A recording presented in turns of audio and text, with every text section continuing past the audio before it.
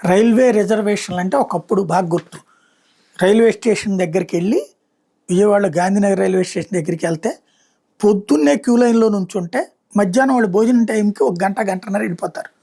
అక్కడ 3 కౌంటర్లు ఉండే జనాలు చూస్తే రోడ్డు మీద దాకా బార్లు ఉండేవాళ్ళం.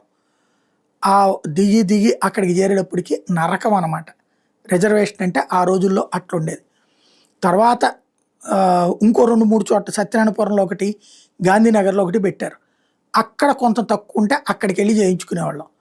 ఆ తర్వాత కాలంలో ఐఆర్సిటీసీ ఈ సిస్టమ్ వచ్చిన తర్వాత మా చేతుల్లోనూ ఆఫీసులో కంప్యూటర్లు వచ్చాక ఆన్లైన్లో సొంతగా బుక్ చేసుకోవడం ప్రారంభించాం.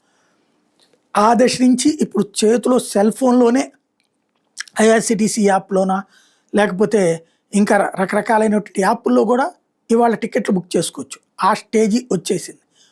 ఇప్పుడు రాబోయేటటువంటి రోజులలో ఇంకా అప్డేట్ అవుతుందంటే ఇప్పటికే రైల్ 1 వచ్చింది. రాబోయేటటువంటి రోజుల్లో పాసెంజర్ రిజర్వేషన్ సిస్టమ్ పిఆర్ఎస్ 1986 తర్వాత అత్యంత వేగవంతంగా సాగేటటువంటి అప్డేటెడ్ సిస్టమ్ని తీసుకొస్తున్నామని చెప్తుంది రైల్వే శాఖ.